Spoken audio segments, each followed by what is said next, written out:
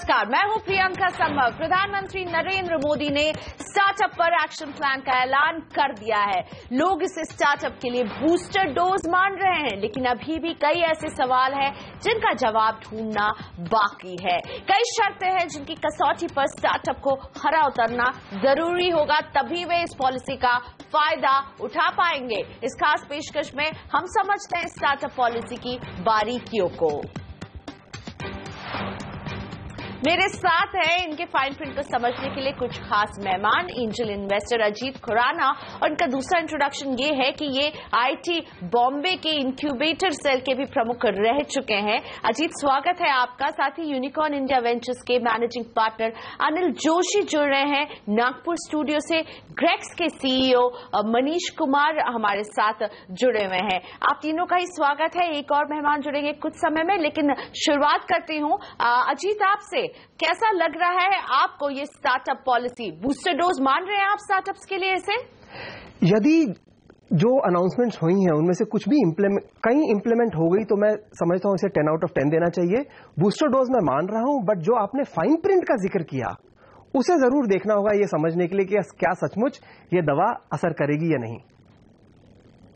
बिल्कुल, अभी दवा मिली है, असर करेगी कि नहीं इंतजार करेंगे। लेकिन यूनिकॉर्न इंडिया वेंचर्स के मैनेजिंग पार्टनर अनिल जोशी, आप क्या रीड आउट कर रहे हैं इस पॉलिसी में?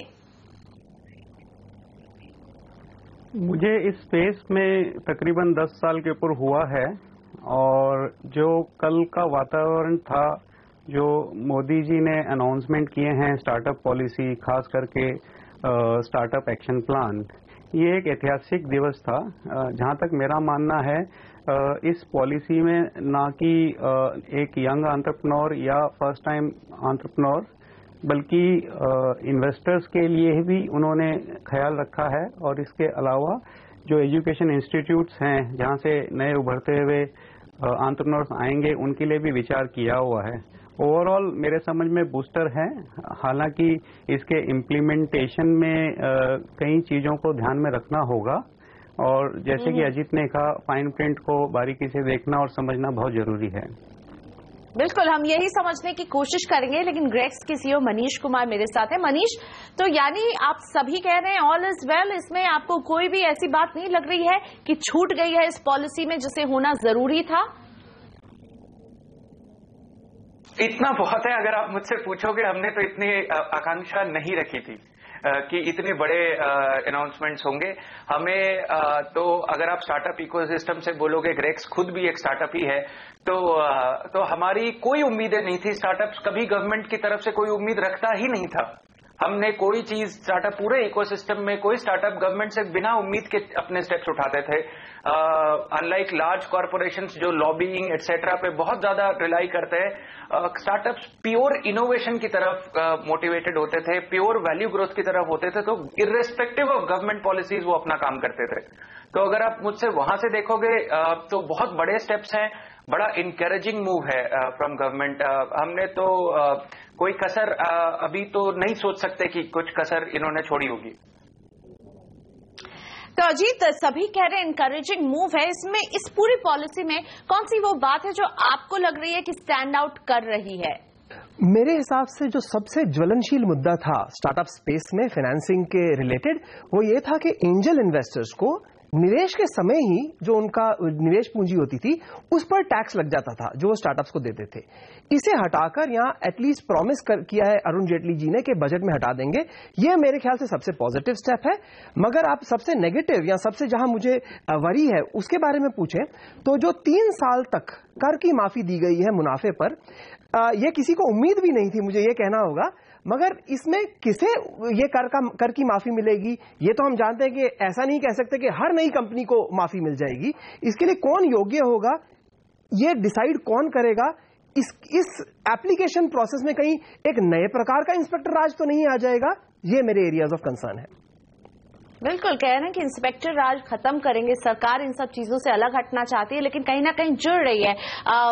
अनिल, आपसे पूछना चाहूंगी, जिस तरह से कहा गया कि एक इंटर मिनिस्टीरियल ग्रुप बनाया जाएगा जो तय करेगा कि वो स्टार्टअप खरा उतरता है कि नहीं, रियायत पाने के लिए सरकार की जो भी रियायत उन्हें रोल आउट की जाएगी, आपको क्या लगता है, क्या ये कदम सही दिशा में है? क्योंकि सरकार अगर हटने की बात कर रही है तो एक इंटर मिनिस्टीरियल ग्रुप का गठन करना।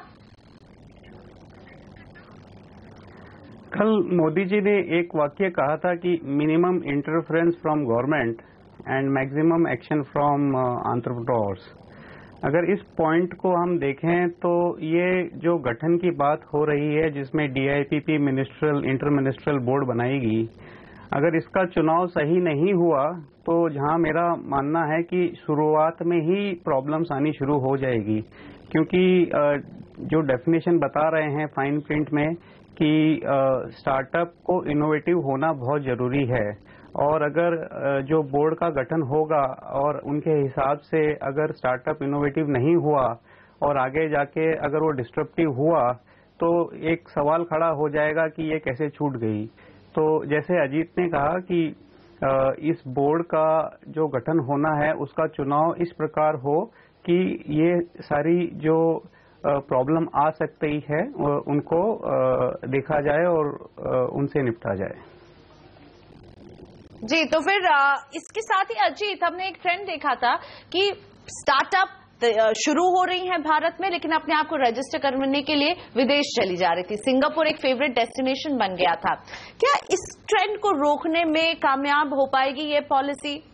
मुझे लगता है कि ये जो ऑब्जेक्टिव है कि जो स्टार्टअप्स होती हैं वो अपना डोमिसाइल बदल लेती हैं जब वो थोड़ी सक्सेसफुल होती हैं, इस ट्रेंड को रोकना तो निहायत ही जरूरी है।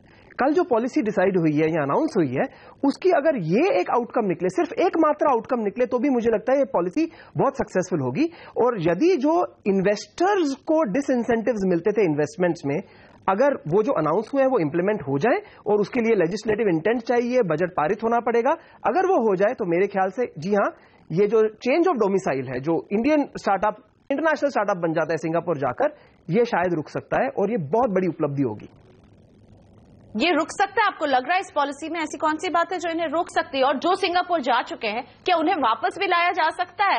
क्या वापस वो भारतीय कंपनी बन सकती हैं? देखिए, वापस लाना बहुत ही मुश्किल है, क्योंकि कोई भी देश यदि आप वहां पर इनकॉर्पोरेटेड कंपनी है वहां से छोड़ के चले जाएं, और ये दुनिया के हर एक देश के बारे में ये कहा जा सकता है, तो वहां का जो आयकर विभाग है उसकी जो पूंजी है, उसकी जो इनकम है वो कम हो जाती है।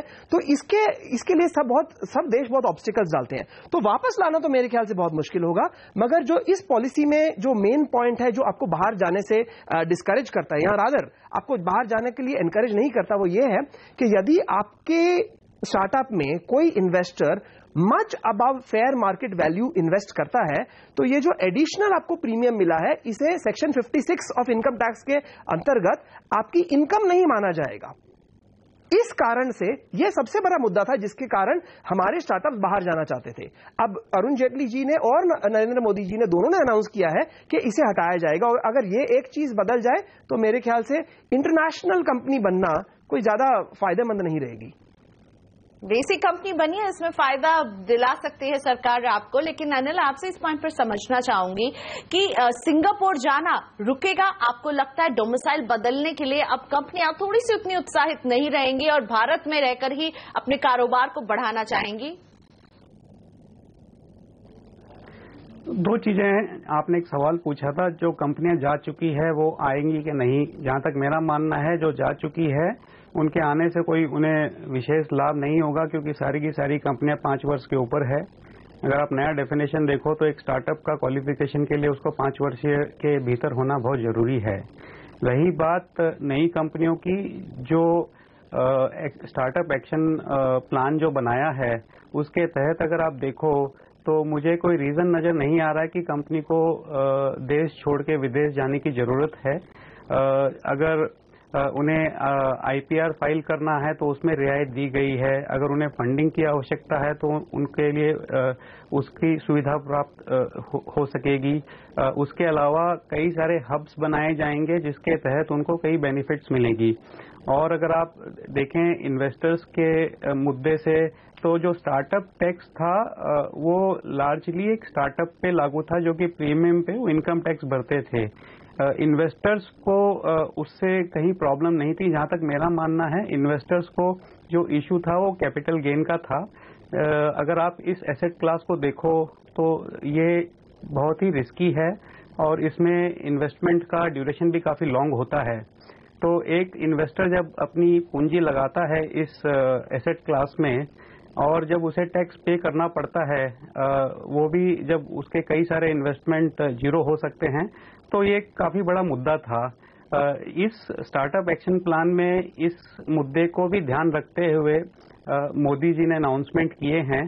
कैपिटल गेन टैक्स जो मिलेगा उस पर रियायत मिलेगी, उसका जो वर्किंग होगा वो तो बजट में आएगा। पर जहां तक मेरा मानना है कि ये एक बहुत बड़ा कदम इस दिशा में हुआ है, जिससे कि जो लोकल इन्वेस्टर हैं जो कि अब तक इस एसेट क्लास में नहीं आ रहे थे वो आएंगे और वो लोकल मनी के आने से और कई स्टार्टअप्स को प्रोत्साहित मिलेगा। उस वजह से मुझे नहीं लगता कि वो देश छोड़ के जाना चाहेंगे। दो ही कारण होते हैं जो कंपनी देश छोड़ के जाती है। एक तो उनको यहाँ इंफ्रास्ट्रक्चर सपोर्ट नहीं मिलता है, दूसरा फंडिंग की इशू होती है। तो देश छोड़कर तो नहीं जाएंगी, लेकिन जो देश से बाहर चले गई हैं वो वापस भी नहीं आएंगी। ये तो आपने सही बात बताई अनिल जी। और साथ में अनिल को कैपिटल गेन्स में जिस तरह की रियायत देख रहे हैं वो पसंद आ रही है, लेकिन अजीत आपको पसंद आ रही है कैपिटल गेन्स में जिस तरह की रियायत की बात यहाँ पर की जा रही है? साथ ही में ये भी बताइए, रियायत मिलेंगी लेकिन कुछ शर्तों को भी फॉलो करना होगा, वो शर्तें आपको कैसी दिख रही हैं? देखिए, जो टैक्स मुनाफे पे कर की रायत है उसके जो शर्तें हैं वो मुझे बिल्कुल पसंद नहीं है। अगर आप किसी स्टार्टअप फाउंडर को कहें कि एक इंटर मिनिस्ट्रियल कमेटी डिसाइड करेगी तो वहीं पर डर जाएंगे। कैपिटल गेन्स का जो सवाल है, मुझे लगता है कि ये बहुत जरूरी मुद्दा था, क्योंकि जैसे आप स्टॉक मार्केट में देखें तो कैपिटल गेन्स एक साल के बाद तो जीरो हो जाते हैं, राइट? तो वो भी इक्विटी इन्वेस्टमेंट है, ये भी इक्विटी इन्वेस्टमेंट है, ये पब्लिक नहीं बल्कि प्राइवेट इक्विटी इन्वेस्टमेंट है। मुझे लगता है कि जो कैपिटल गेन्स रिलेटेड इन्होंने जो अनाउंसमेंट्स की हैं वो की जा सकती हैं, वो शर्तें पूरी की जा सकती हैं और वो जरूर होंगी, और ये बहुत जरूरी भी था। और आपने जैसे कहा इंटीरियर मिनिस्टर ग्रुप का नाम सुनते ही डर जाते हैं। इसी पर मनीष आपकी भी राय चाहूंगी। टैक्स ब्रेक मिलेंगे लेकिन आपको एक इंटर मिनिस्ट्रियल ग्रुप के टेस्ट से भी गुजरना पड़ेगा। इन शर्तों को आप कैसे देखते हैं? इसीलिए मैंने ये बोला कि हालांकि बहुत बड़ा कदम है टैक्स ब्रेक्स देना, पर डिटेल्स जो बोलते हैं ना, devil is always in the details, तो वो डेविल अभी आना बाकी है। तो मैं ये गुजारिश करूंगा कि जैसा कि गवर्नमेंट का ओपिनियन था, बहुत इंक्लूसिव बनाए, investors from across the globe को ये अपॉर्चुनिटी दे कि वो लोग इंडिया में इन्वेस्ट करें, एंड काफी ओपन रखें इसको बिफोर कि वो रिस्ट्रिक्टेड ओपन करें इसको। पूरी दुनिया इंडिया की तरफ देख रही है, पूरी दुनिया इंडिया में इन्वेस्ट करना चाहती है, कर सकती है। ग्रेक्स उनको एक प्लेटफॉर्म भी प्रोवाइड कर रहा है ये करने के लिए। तो इस वक्त ये चाहिए गवर्नमेंट को कि गवर्नमेंट ज्यादा ओपन हो एंड वो सारा इन्वेस्टमेंट बटोरने के लिए जो भी कदम उठा सकती है वो उठाए। बिल्कुल, जो कदम उठाएंगे उनका असर तो आने वाले दिनों में दिखेगा। लेकिन अजीत, आप क्योंकि एक बिजनेस इंक्यूबेटर से जुड़े रहे हैं, आप मुझे ये बताइए, इंक्यूबेटर को लेकर के इस पॉलिसी में जो बातें कही जा रही हैं उनका आप किस तरह का असर देखते हैं स्टार्टअप एक जब तैयार होगा बाजार में आने के लिए? देखिए, स्टार्टअप स्पेस में कई ऐसी बातें हैं जो इनकन्वीनियंट होती हैं डिस्कस करने के लिए, मगर मैं आपको एक सीक्रेट जरूर बताता हूं। वो ये है कि अगर इस समय इंडिया में जो सबसे बड़े नामी ग्रामी स्टार्टअप्स हैं जैसे फ्लिपकार्ट, ओला कैब एक्सेट्रा, आप देखेंगे उनके फाउंडर्स कहां से आए हैं, तो आप देखेंगे वो टिपिकली IITs या बहुत बढ़िया इंस्टीट्यूट से आते हैं। अब तक मुझे ये लगता है कि जो हमारे एंटरप्रेन्योरशिप है वो बहुत वाइड बेस्ड नहीं है, एटलीस्ट जो हाईली सक्सेसफुल एंटरप्रेन्योर्स हैं उनके लिए। तो अगर मैं मोदी जी के जो अनाउंसमेंट्स थे कि हम बहुत सारे इंक्यूबेटर बनाएंगे, सेक्टर स्पेसिफिक इंक्यूबेटर बनाएंगे जैसे कि बायो इंक्यूबेटर एक्सेट्रा, अगर यदि ये सब हुआ, टिंकरर्स लैब बने जैसा कि हमारे IIT बॉम्बे में कई सालों से था, बट अभी 100 और कॉलेजेस में बन गए, तो जरूर जो बेस है एंटरप्रेन्योरशिप का ये फैलेगा। और ये देश के लिए बहुत जरूरी है कि हमारे हर जगह से, छोटे बड़े शहरों से, सब जगह से एंटरप्रेन्योर्स आए, ना कि सिर्फ कुछ चुनिंदा बड़े इंस्टीट्यूट्स में इंक्यूबेटर्स हों। ये बहुत जरूरी है। लेकिन एक छोटा सा ब्रेक, लेकिन हमारी ये चर्चा जारी रहने वाली है और मेरे साथ एक और मेहमान भी जुड़ जाएंगे हमारे इस चर्चा में। ब्लूम वेंचर्स के आशीष फाफड़िया रहेंगे हमारे साथ और हमारे तीनों ही मेहमान भी जुड़े हुए हैं। तो स्टार्टअप पॉलिसी की बारीकियों पर हम डाल रहे हैं नजर, इन मेहमानों के साथ वापस आइए।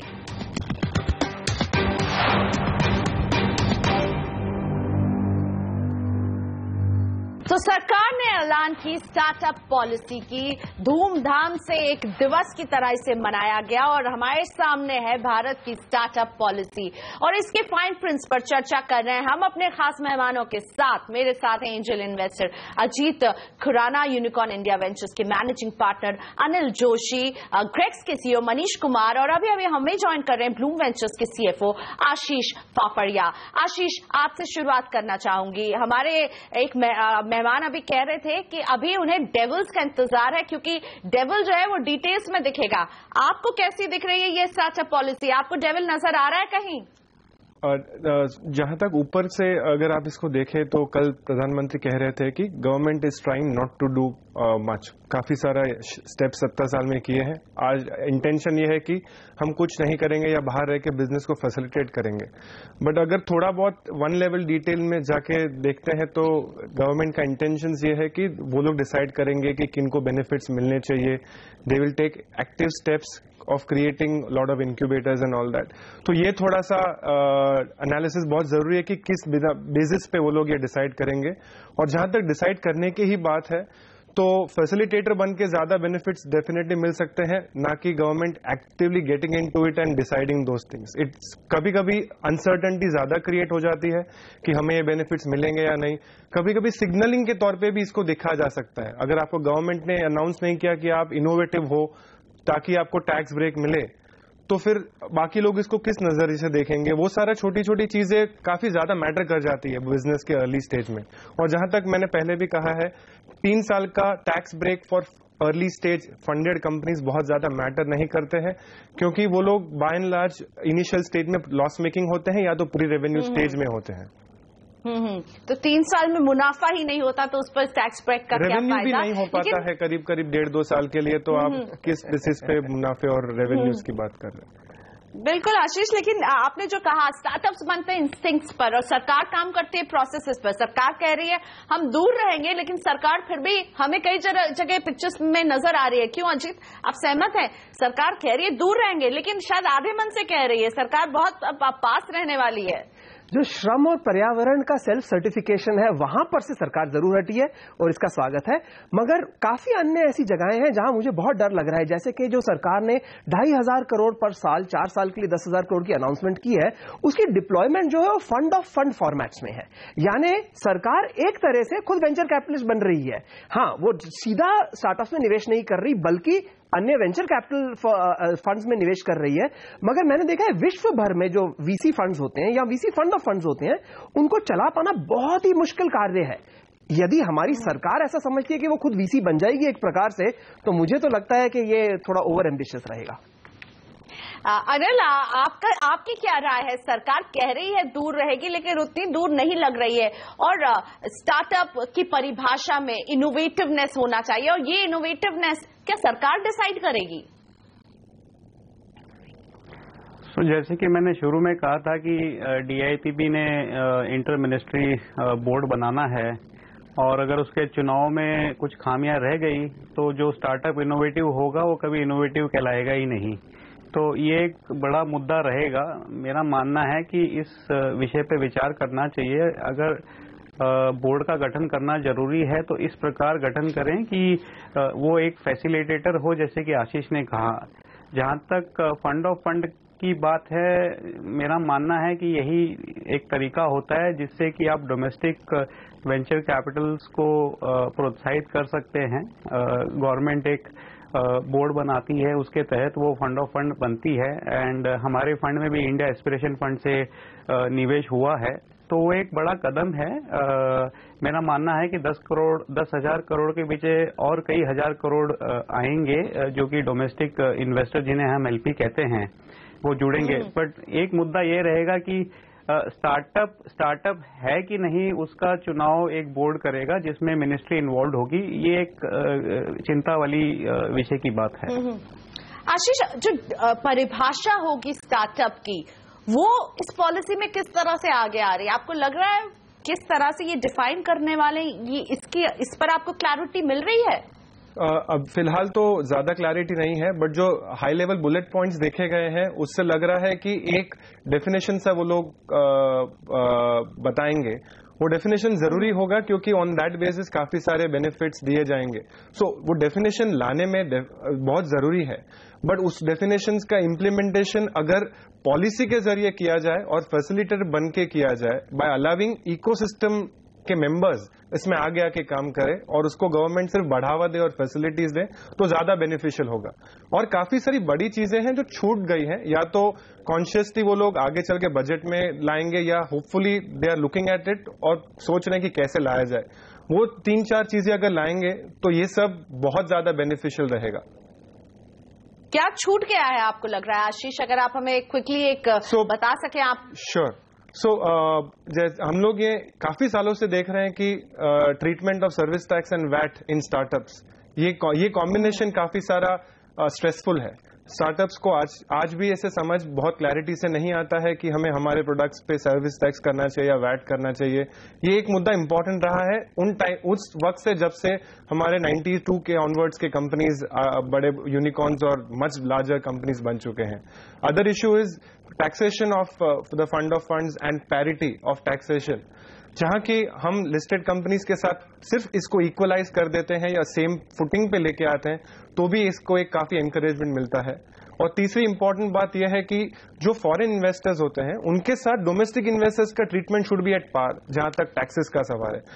आज वो भी नहीं है, जिसके वजह से या तो हमें फॉरेन एक्सचेंज रिस्क का चैलेंज उठाना पड़ता है, और अगर इंडियन फंड्स है तो जो टैक्स की वजह से लीकेजेस होते हैं उसके वजह से रिटर्न्स गिर जाते हैं। तो एक ऑल्टरनेटिव एसेट ट्रूली ऑल्टरनेटिव बन के रह जाता है in a consideration set of an investor.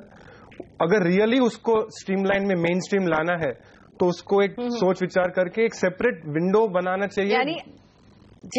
यानी अभी सोच विचार और करने की भी कुछ मुद्दों पर जरूरत है। और चलते चलते मैं अपने और दोनों मेहमान अजीत और अनिल को शामिल करना चाहूंगी। अनिल, लास्ट वर्ड क्या होगा इस पर आपको लगता है स्टार्टअप पॉलिसी में, और क्या किए जाने की जरूरत है, कहाँ कमी रह गई है? मेरा मानना है कि कल का जो दिन था बड़ा ऐतिहासिक था। एक नई शुरुआत हुई, अच्छी शुरुआत हुई है। इससे कई लोग प्रोत्साहित होंगे देश में एंटरप्रेन्योरशिप की ओर जाने के लिए, और कई इन्वेस्टर्स भी प्रोत्साहित होंगे इस एसेट क्लास को देखने के लिए। बारीकियों की जरूरत है, जैसे कि आशीष ने कहा कि service tax, VAT, sales tax. उदाहरण के तौर पर मैं कल या परसों का ही अखबार पढ़ रहा था जिसमें MakeMyTrip, Cleartrip, जो कि काफी एस्टैब्लिश्ड कंपनियां हैं, they are also facing problem service tax के तहत। तो अगर ये क्लैरिटी नहीं आएगी तो जो स्टार्टअप बनने जा रही है वो बनने से पहले ही खत्म हो जाएगी, क्योंकि वो ब्यूरोक्रेसी में फंस जाएगी या फिर वो टैक्सेशन के इशू में फंस जाएगी। मेरा मानना है कि फैसिलिटेशन होना चाहिए, उस पर और नए कदम उठाने चाहिए। अगर वो होगा तो nobody can stop India from becoming number 1 nation in startup. जी, तो कुछ कदम उठाए गए, कुछ और उठाने की जरूरत है। अजीत, आपको क्या लग रहा है इस पूरे स्टार्टअप पॉलिसी पर? आपका फाइनल टेक क्या होगा? 2 सजेशंस मैं जरूर दूंगा। पहली बात कि स्टार्टअप की परिभाषा जो है वो ये है इस पॉलिसी के अनुसार कि वो इनोवेटिव होने चाहिए। जब पहली बार मैंने फ्लिपकार्ट के बारे में सुना था तो मैंने ये सोचा था कि फ्लिपकार्ट क्या करता है, आप दुकान में जाके जो वस्तु खरीदते हैं वो आप ऑनलाइन खरीद सकते हैं, तो क्या ये इनोवेटिव है? अगर उस समय ये निर्णय लिया जाता कि फ्लिपकार्ट इनोवेटिव नहीं है क्योंकि वही करता है जो 1000 साल से दुकानदार करते आए हैं, तो इस पॉलिसी का फ्लिपकार्ट को फायदा नहीं होता। ये मुझे सोचकर बहुत तकलीफ हो रही है। और सेकंड चीज जो मैं कहना चाहूंगा कि जो एग्जिट ऑफ कंपनीज है उन पर तो कुछ ध्यान दिया गया है, मगर एग्जिट ऑफ इन्वेस्टर्स जो है, जो उन कंपनीज में इन्वेस्ट करते हैं जो कि आगे जाके फेल्ड इन्वेस्टमेंट हो जाती है, उसको जो राइट ऑफ करना है उसके बारे में कोई बात नहीं कही गई, क्योंकि टिपिकली जब फेल्ड इन्वेस्टमेंट्स है उसमें से आप एग्जिट कर नहीं पाते, और हालांकि आपको कैपिटल गेन या कैपिटल लॉस बुक करने का मौका मिलना चाहिए, इस पॉलिसी में ऐसा कोई प्रावधान नहीं है। जी शुक्रिया। मैं अपने सभी मेहमानों को यहाँ शुक्रिया अदा करना चाहूंगी। ये जुड़े हुए थे हमारे साथ और हम स्टार्टअप पॉलिसी के फाइन प्रिंट को समझ रहे थे। बहुत कुछ हुआ है, लेकिन और भी बहुत कुछ किए जाने की जरूरत है। नमस्कार।